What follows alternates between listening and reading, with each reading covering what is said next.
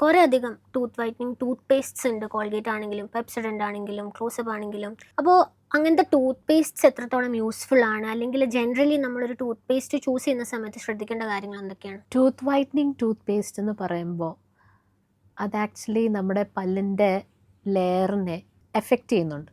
അപ്പം ഒരു ചെറിയ ടൈമിൽ ഒരു 2 വീക്സ് യൂസ് ചെയ്തിട്ട് അതങ്ങ് നിർത്തുക.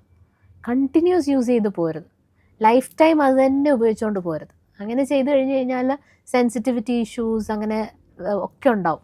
അപ്പോൾ കുറച്ച് നാൾ ഒരു 2 വീക്സ് യൂസ് ചെയ്യുക, നിർത്തുക, എന്നിട്ട് പിന്നെ ഫ്ലൂറൈഡ് ടൂത്ത് പേസ്റ്റിലോട്ട് പോവുക.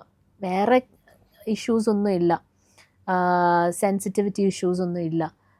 മോണയൊക്കെ എവിടെയാണ് കാണേണ്ടത് അവിടെ തന്നെയാണ്. അങ്ങനെയൊക്കെ ആണെങ്കിൽ 1000 ppm ഫ്ലൂറൈഡ് ഉള്ള ടൂത്ത് പേസ്റ്റ് മതി.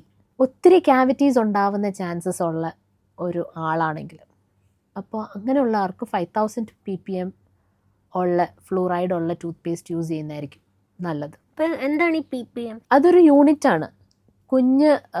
ചെറിയ എമൗണ്ടിനെ കാൽക്കുലേറ്റ് ചെയ്യുന്ന യൂണിറ്റാണ്. പാർട്സ് പെർ മില്യൺ എന്ന് പറയും. അപ്പോൾ ഒത്തിരി ക്യാവിറ്റീസൊക്കെ ഉണ്ടാവുന്ന ചാൻസസ് ഉണ്ടെങ്കിൽ 5000 ppm fluoride tooth paste use ചെയ്യുക.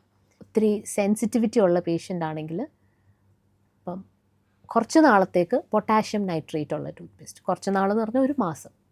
അത് കഴിഞ്ഞിട്ട് അതിൻ്റെ മെയിൻ്റനൻസിന് വേണ്ടി സ്റ്റാനസ് ഫ്ലൂറൈഡ് ഉള്ള ടൂത്ത് പേസ്റ്റ് യൂസ് ചെയ്യുക. പൊട്ടാഷ്യം നൈട്രേറ്റ് ഉള്ള ടൂത്ത് പേസ്റ്റ് കണ്ടിന്യൂസ് അങ്ങ് യൂസ് ചെയ്യരുത്. 1 മാസത്തിൽ കൂടുതൽ, 6 മാസം 1 വർഷമൊക്കെ അങ്ങനെ കണ്ടിന്യൂസ് യൂസ് ചെയ്യില്ല. അങ്ങനെ യൂസ് ചെയ്ത് കഴിഞ്ഞ് കഴിഞ്ഞാൽ നെർവ് ഡീജനറേഷനൊക്കെ ഉണ്ടാകാനുള്ള ചാൻസസ് ഉണ്ട്. നമ്മളുടെ പ്രശ്നം എന്താണ് അതനുസരിച്ചൊന്ന് ഡെൻറ്റിസ്റ്റിനെ കണ്ടിട്ട് നമ്മൾ ടൂത്ത് പേസ്റ്റ് ഏതാ യൂസ് ചെയ്യേണ്ടതെന്ന് ചൂസ് ചെയ്യും.